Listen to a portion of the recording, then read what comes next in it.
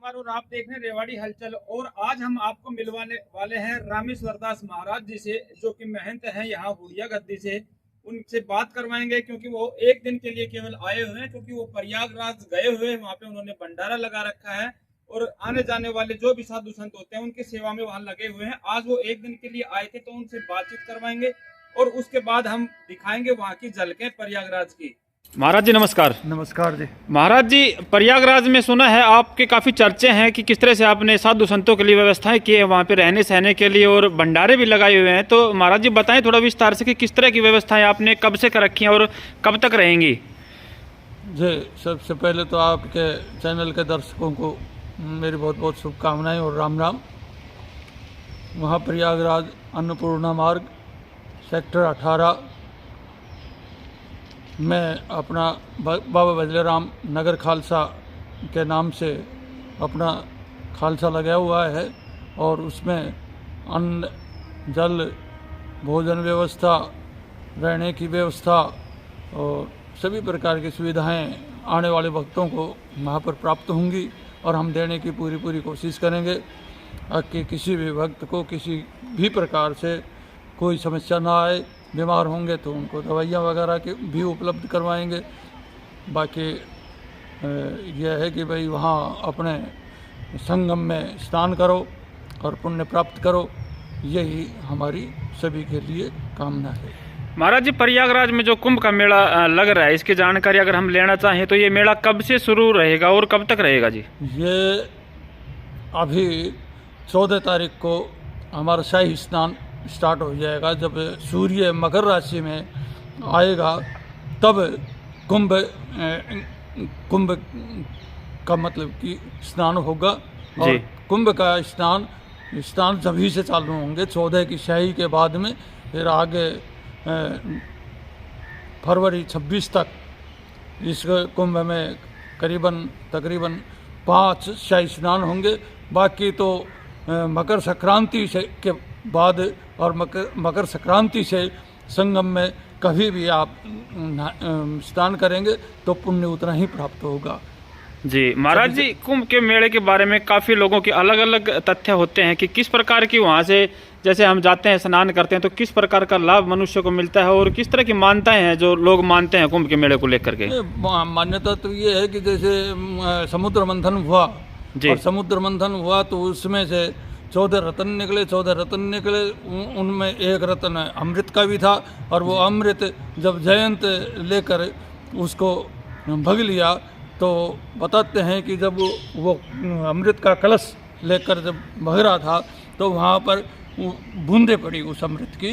तो वो अमृत यहाँ हमारे इन 4 जगह स्थानों के ऊपर बूंदे पड़ी, उज्जैन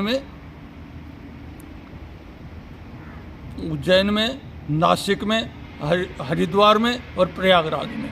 तो तभी से यहाँ पर स्नान का बहुत ही महत्व बढ़ा, और महत्व बढ़ने से पुण्य की प्राप्ति होती है, सुख समृद्धि की प्राप्ति होती है, सभी कष्ट दूर होते हैं मनुष्य के, और तभी से ये अनवरत रूप से चालू लगातार चल रहा है जी। महाराज जी, प्रयागराज जैसे अभी ये स्थान है अभी कुंभ के मेले का, ऐसे ही बताया गया है कि ये कुंभ का मेला अन्य स्थानों पर जैसे हर बार भरता है कि ये कितने समय में और कहाँ ये भरता है मेला? ये बताया ना कि 4 स्थान है मुख्य रूप से, उज्जैन, नासिक, हरिद्वार और प्रयागराज।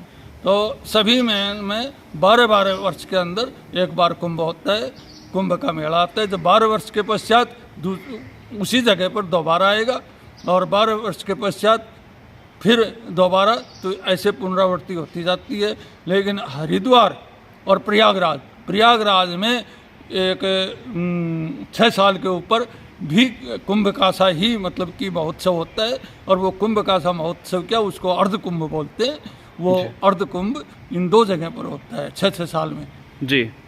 महाराज जी, अगर बात करें आपके क्षेत्र की, हरियाणा में जिस तरह आप सेवाएं दे रहे हैं और समाज सेवा में लगे हुए हैं, यहाँ के भक्त केवल आपको देख करके महाराज जी वहाँ गए हुए हैं और इस तरह की व्यवस्थाएं महाराज जी ने कर रखी है, तो उनके लिए क्या व्यवस्थाएं रहेंगी और वो कब आए? अगर वहाँ कुंभ के मेले में अगर वहाँ आते हैं तो कब आना चाहिए उनको वेलकम है, और वो जब भी वहाँ कुंभ में स्नान करने के लिए आएँ तो अन्नपूर्णा मार्ग सेक्टर 18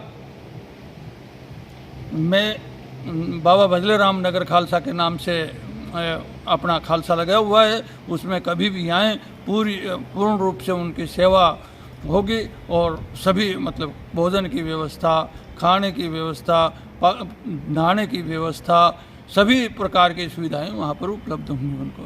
जी महाराज, हम आपको दिखाते हैं यहाँ कुछ तस्वीरें जहाँ महाराज जी लगे हुए हैं। यहाँ प्रसाद वितरण करने में श्रद्धालुओं को यहाँ पे चाय नाश्ता और खाने की व्यवस्था महाराज जी ने कर रखी है। कुछ तस्वीरें दिखाते हैं जिनमें आपको महाराज जी नजर आएंगे यहाँ पे सेवाएं देते हुए।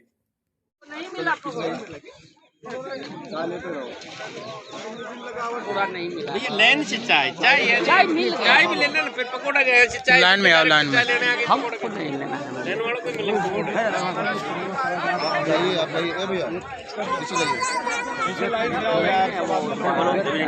मिलेगा। मानने चला जाना चाहिए।